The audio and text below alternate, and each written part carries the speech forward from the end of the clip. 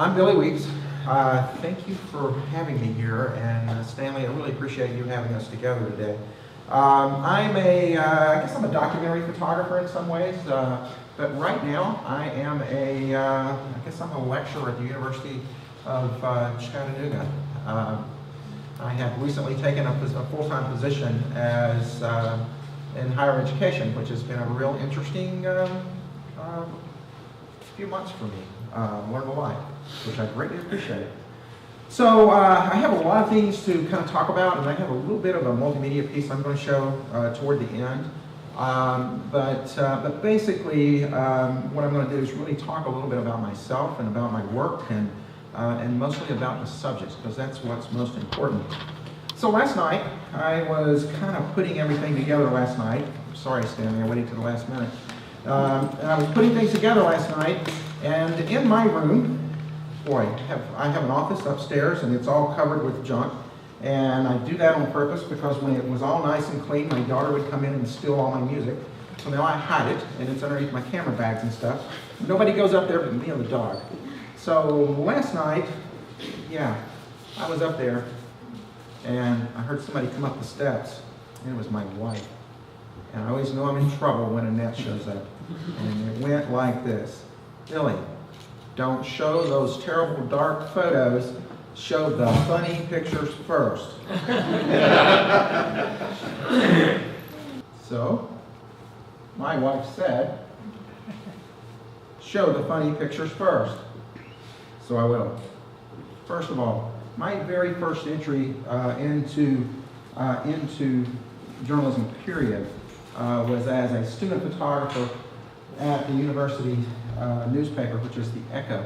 I am now the advisor to the University Echo, so it's awesome for me to get to return to that. But I did something while I was there as a student. I photographed a Barry Manilow concert. I did.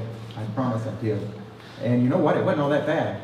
I can say that now. I wouldn't tell you, back in those days, I wouldn't tell anybody that. But today, I can tell you, it wasn't all that bad. So photographed it, and I was shooting film, right? And then I go home. Okay. Next morning I have a law class, and I'm late, and it's pouring down rain. And I jump in my car, and I go driving down the road, and I'm in such a hurry, and I get to the corner market because I got to stop and put gas in the car. I'm about out. Hit the brakes, slide into the gas pump, grab the gas pump. I only had a few dollars with me, and I started pumping gas. The funniest thing happened. It was about the middle of November, and right up to the front door of the little market, this happened.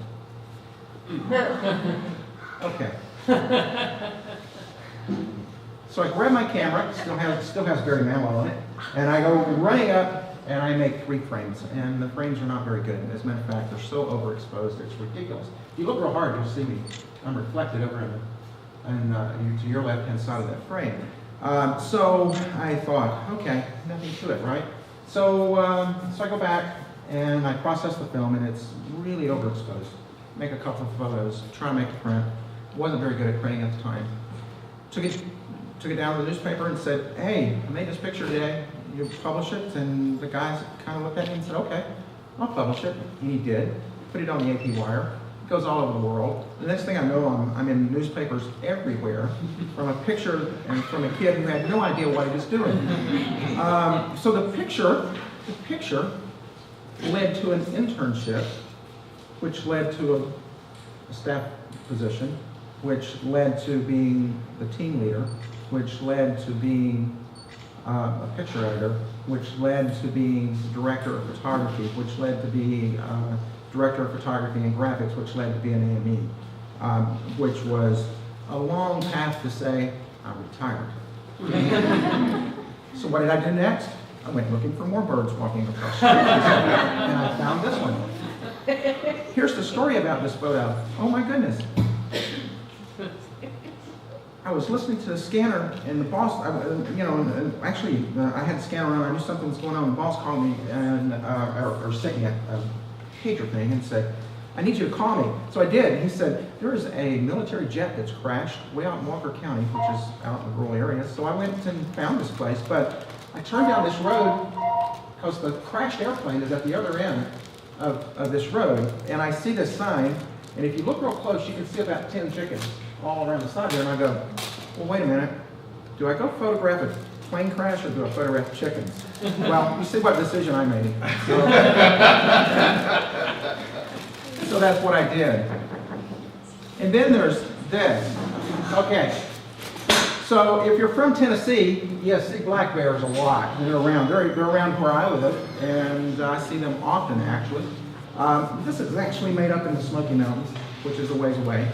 And what I really love about this photo, this was actually an assignment to work with the University of Tennessee and photograph the black bear population.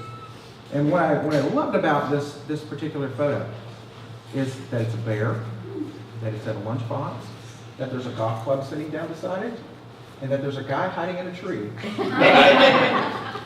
There's a guy hiding in a tree. It's a bear. He's hiding in a tree. I wonder what he's thinking. And Mark Johnson, this is for you. And the next one afternoon, I went up to the lake thinking I'll go up and make some photographs of people fishing, and I saw this. 67 aqua car, I believe, Mark. That's what it kind of looks like to me. So, all right, enough with the funny pictures. Let's get to work. So, I thought what I would do is two things. I'm going to show you kind of individual people that I want you to sort of meet, which I call the 11 people. And I'm going to talk a little bit about them, and then I'll show a little bit more expanded version on the multimedia piece if we have time, and hopefully we will. So first of all, I want you to meet Robilia. She is, and Robin, I'm so thankful that you were talking about your work, because this project is actually based off special needs also, and we'll see a little bit of this in a minute. But this is a 16-year-old who's dealing with some special needs, and this is where she lives. And this is in near Leon, Nicaragua, and a small village called Tamasquore. And in Tamasquore is a village that's built around the city dump. And the whole environment, the whole economy of this village revolves on the city dump. They recycle there. And it's a big deal. It's a big deal for them, because if you take away the dump, these people have to move or they go hungry. And well, they're already hungry, but they go hungry early. So it's kind of a big deal. I got asked by an organization who wanted to build a school and wanted to have part of that school be a special needs school, to go to this village and find people to make photos of that fit the mission statement, which was basically go and find children that have special needs. Now here's the thing. Because these people deal and live in areas that are really heavily polluted, there's a really high number, and I don't know, some of them are physical disabilities, others are birth defects and other things, and I don't really have the background to speak in detail about what was wrong, but you could just tell. So I went and I started looking. The neatest thing happened. I found her. She was just up the street from where they were wanting to build a school, and I walked in and I introduced myself to her and her family. Found out that her mom has a horse and buggy. I love horse and buggies. And you know what? I ended up renting the family and the horse and buggy to drive me around the village so that I could meet everybody, which led to me finding 28 families that had children with disabilities, and which led to many other things, because I could have easily walked around that village and been just fine. But your success rate, anytime you walk into an area where you're not comfortable or don't know the people, your success rate is only as good as who you walk through the door with. Only as good as who you walk through the door. That day, the mom's name is Justina. I was walking through the door with her. And as she would drive me around the village, I would get to meet people, I get to talk to people, and oh my goodness, the next thing you know, I'm invited in, I have opportunities to make pictures, I'm, though I'm working with a translator, by the time I left, I had a lot of friends there, and it was greatly appreciative. I'm gonna have to go faster here. Here's another one. This is Abel, and Abel lives in Guatemala. And there's a little piece in this video that I'm going to show you that Abel's family, 18 members of his family, were all killed at one time in one house. in the Guatemalan conflict back in the 90s. Abel took me, walked with me over through the jungle, and took me to the house. Oh my goodness, it was so emotional. Where he is standing in this photo is where the bodies were. Killed him at the home, dragged him down the hill, put them in the ditch. He stood there. He stood there. This is Marcos. Marcos is in Honduras. Marcos, I was doing with a medical group, and I had somebody from the village come to me and say, the poorest man in Honduras is living up on the hill. I want you to go meet him. And he was referring to Marcos. Marcos is somebody who has some physical and mental disabilities, and he would chew on his arm quite a bit.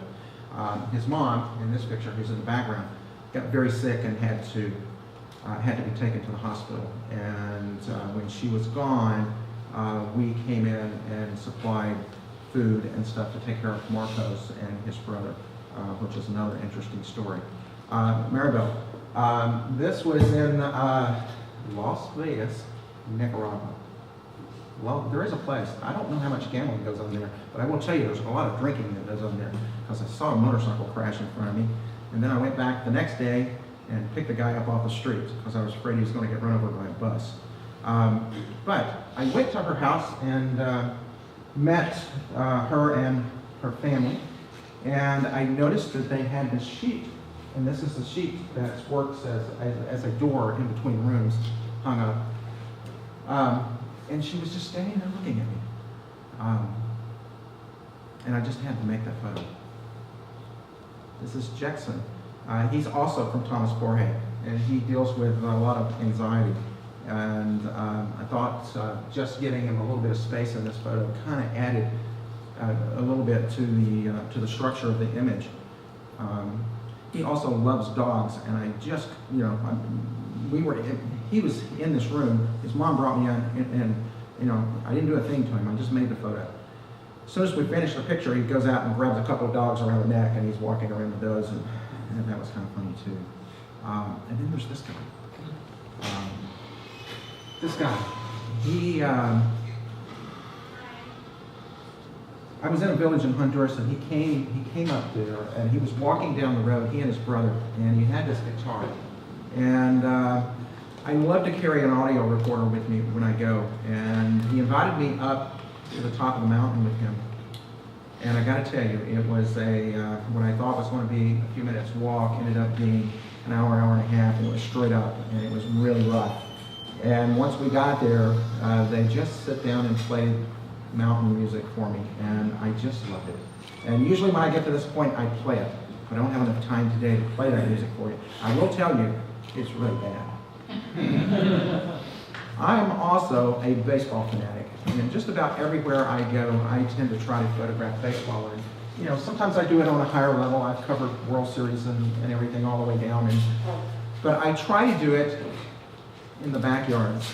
And this is also in Nicaragua, where baseball is very prominent there. And I've also been to Dominican and some of the other countries where they do it also.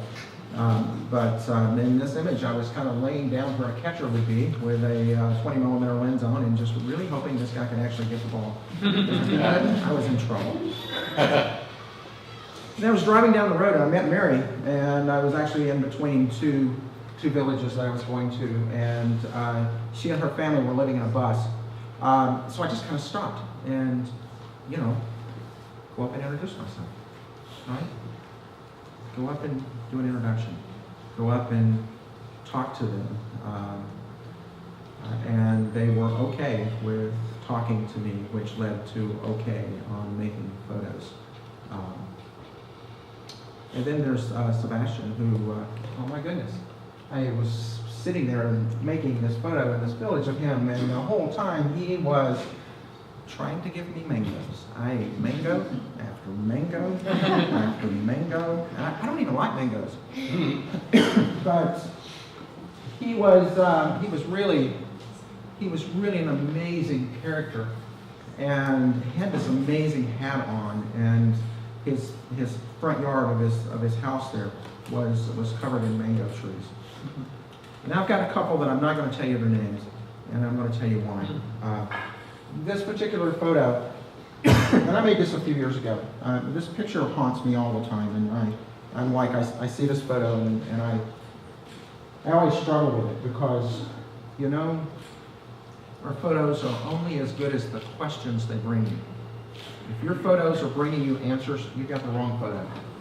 If your photos are presenting questions to you and to the people that are looking at it, then they are working for you and they are doing their job. This picture brings a lot of questions to me. This is a center for abused girls in Managua. There's only one left in the entire country of Managua. This is a 12-year-old and her 22-day-old son. And every time I look at this picture, it absolutely kicks my backside. It just does. I don't understand why this has to happen. I just don't understand it, but it does. And you know, I don't want to be the guy who didn't do anything about it. I really don't. But I'm not going to tell you her name, and I struggle with even showing this picture, but I think it's important. And then the last one is this one. This photograph is on the side of a, right outside of an area where they make bricks. This lady's family were basically slaves.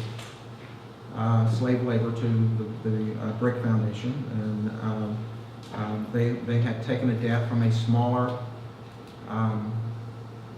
they lived in a small village, and they had taken up debt. They needed either food or housing or something, and they had to borrow some money, and whoever they borrowed the money from actually sold the debt to the brick factory, which means they had to go and work for the brick factory to pay off the debt. Which basically means the entire family comes to the brick factory, which basically means that that the adults work to pay the debt off, and the children work so that they can live. And they carry bricks, and they carry 20 or 30 bricks on their backs, and they do it all day. And it breaks my heart to see something like that.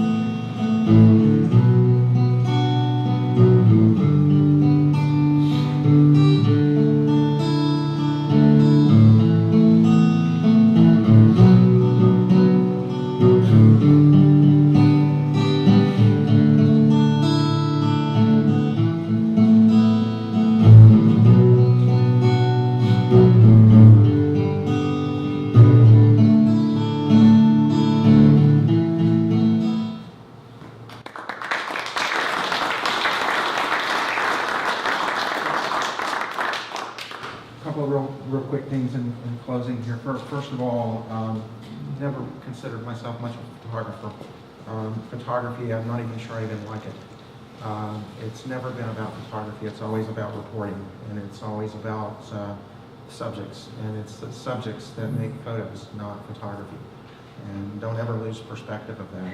The other thing is that I was listening to the radio on the way down, and there was a song that was playing about a young man who woke up one morning and he turned on the TV news and he saw such terrible things happening around the world, and he just couldn't take it, and he was angry, and he looked up and he screamed at God.